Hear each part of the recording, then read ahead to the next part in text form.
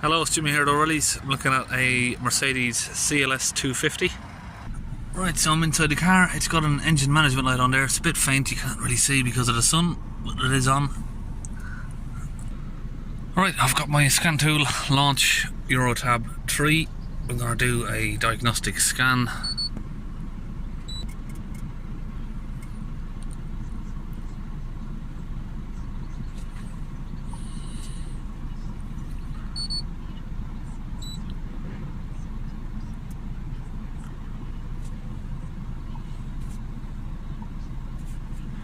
Going to look for the ECM power here.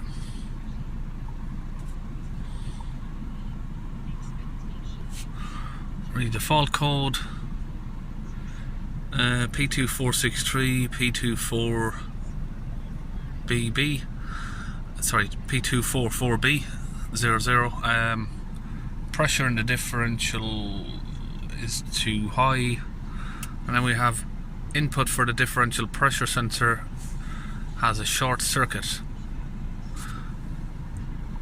so I'm pretty sure that's gonna need a new pressure sensor.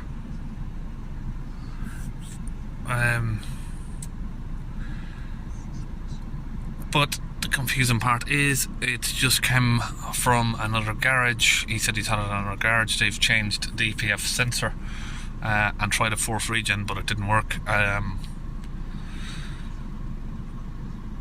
Well, he said it did work temporarily, but a few miles down the road, he said 15 miles down the road the light came back on. He went back to the garage, they tried to do another fourth regen and then they gave up. So what's going on? Let's have a look. Okay, we have the live data here. Particle filter 900 millibars. That is definitely not correct, surely. Fill level is 400%. And the soot grams is 40. Now, what looks suspicious to me straight away is all of these are even numbers. So straight away that looks suspicious. Let's rev the engine up. Yep, and it doesn't move.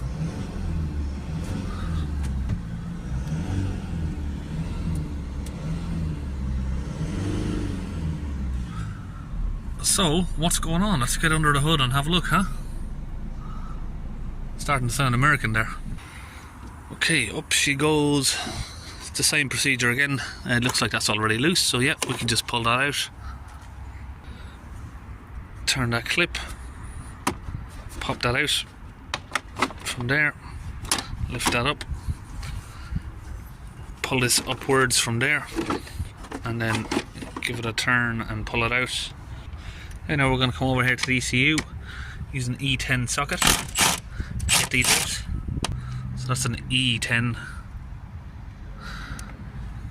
We've got 4 of these holding the ECU down. I can already see someone's been breaking these clips. You should be able to just pull them out.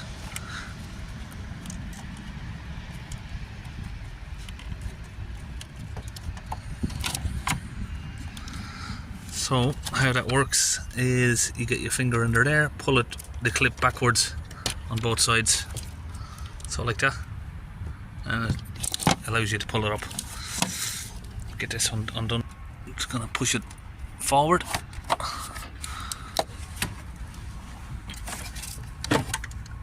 Lift that over, and we're going to come to the air mass meter here, and I'll use my new screwdriver from Snap-on that I've got free of charge, courtesy of the last mechanic who's been left. So we'll use that. Unclip that, pull it off. I'm going to open the clip here to get the air pipe off.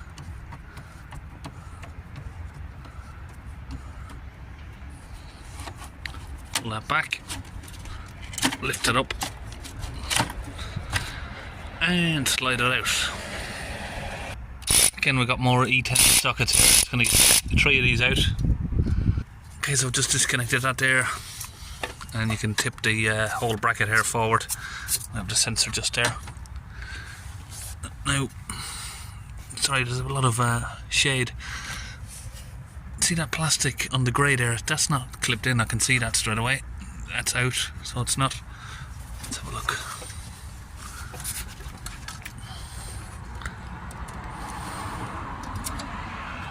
Yeah, so it's not even plugged in.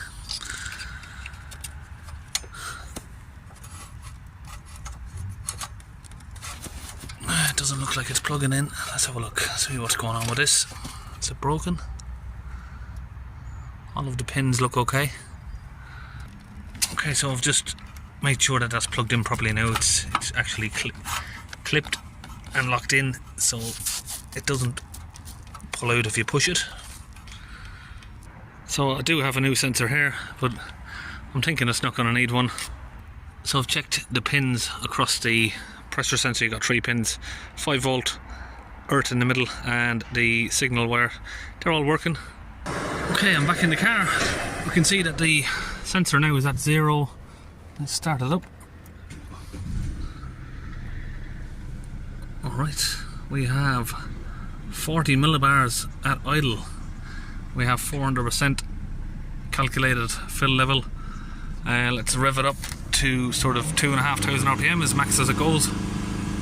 We have 210 millibars. So you can also see down there, just down there, there's a little clip, and the clamp and the bolt, they've also lost that as well by the looks of it. So now I'm just going to open this DPF pressure hose here.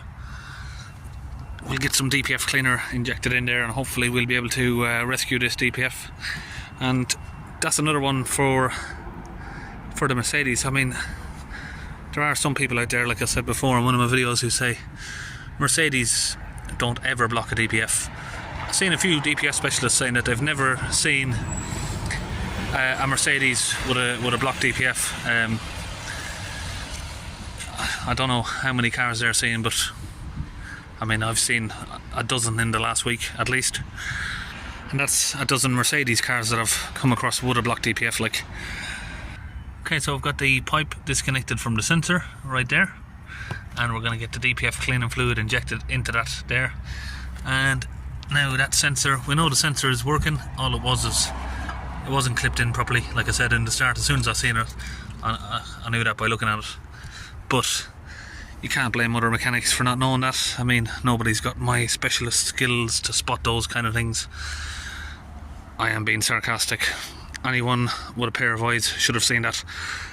If you couldn't plug a plug back into a DPF sensor, in my opinion, you shouldn't be working on cars. Maybe consider a change of career, really. You know, this man's come to me because in his words he considered me to be a DPF specialist that, you know, can fix stuff that nobody else can seem to fix. This is what I'm regularly seeing, stuff like this. People are coming to me from as far as, you know, the highest point of Scotland to come down, and all I'm figuring out is, yeah, plugging it in, it needs this sensor replacing and your DPF cleaning. Simple as that. How this has been to other mechanics a couple of times and they couldn't figure out what the problem was, I do not know. One more thing there I'd like to add with that is, like, this mechanic came the first time, done a forced regeneration, didn't work, then they changed the pressure sensor. Now, of course, the pressure sensor was probably a failed on this in the beginning, because it is very common on these. Second time, I don't know what's wrong with it, but let's try another forced regen.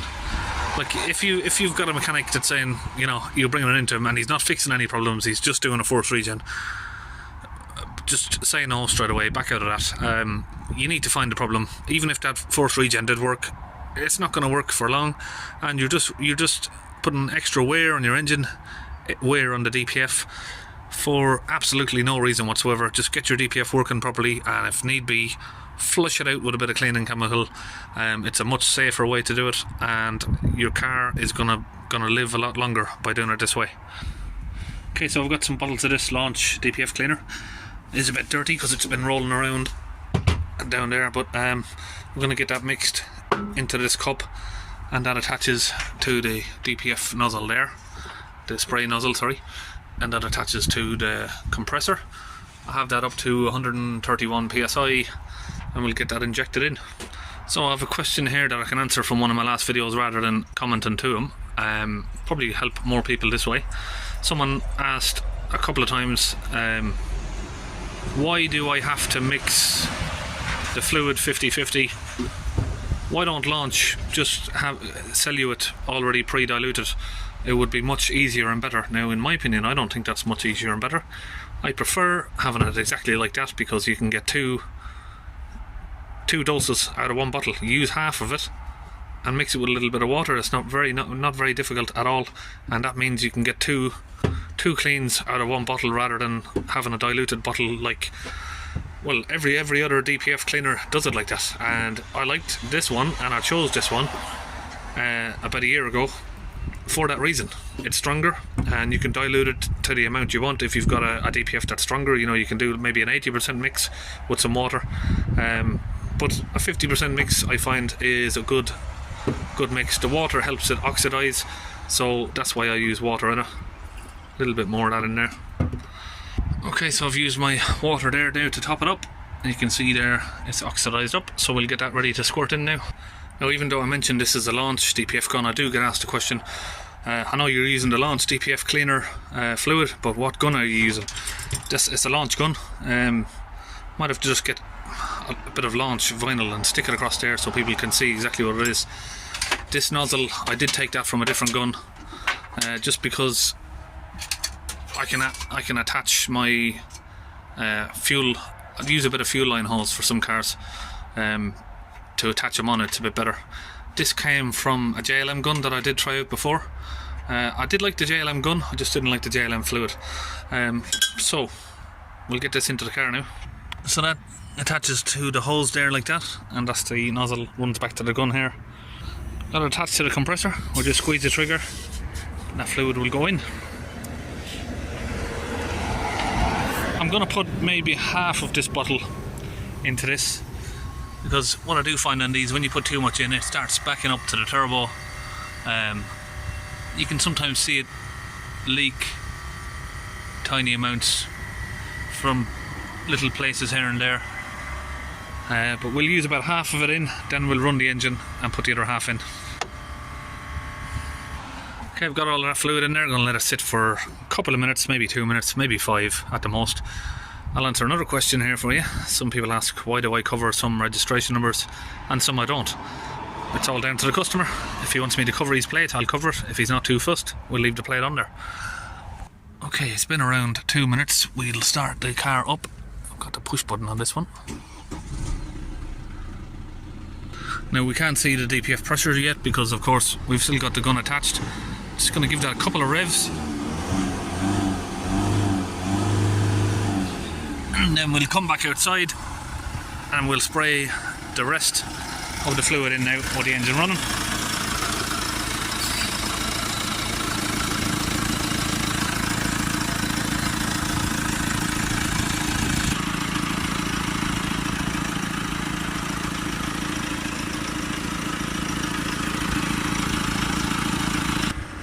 So that's the sort of foam that comes out the back. Another question again, I'll answer. Why don't I put some sort of, catch can there? Now, I find no matter what way I put the catch cans, we still end up having some of it on the floor. And I did speak with the company who makes the fluid. It is just a detergent. There's nothing harmful in it. Doesn't do anything.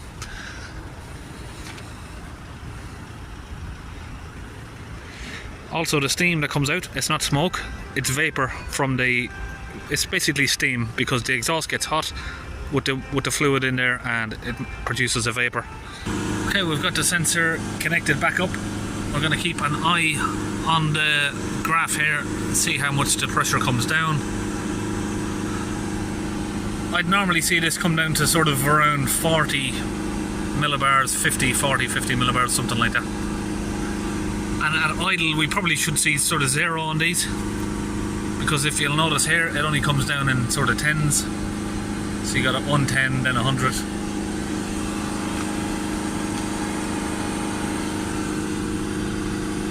Trying to get it in a position where there's less glare on the screen. There we are.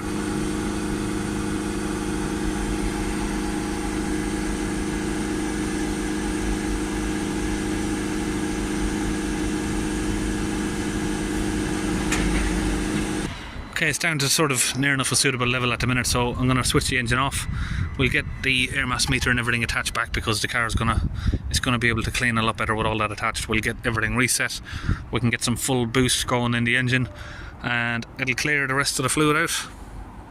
Okay, back in the car. Okay, we still have the engine light on. We haven't reset that yet. We're idling at sort of 10 to 0 millibars. It's jumping between the both. 3000 RPM. We have 70 millibars.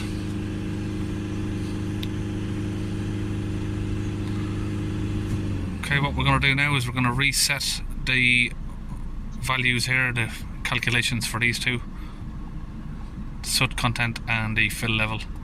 So I'm going to go back, and here we'll go to special function, teach in process. First of all, we're going to do a teach-in of the drift compensation. That teaches in the differential pressure sensor, because I take it that they haven't done that. Well, it wasn't even fitted correctly, so they couldn't teach it in anyway, could they?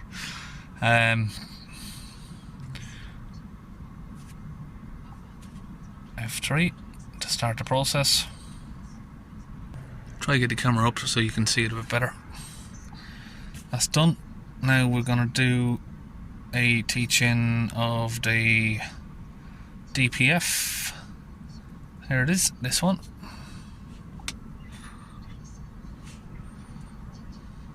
So 400% and 40 grams of soot. I need to reset those calculations. F3.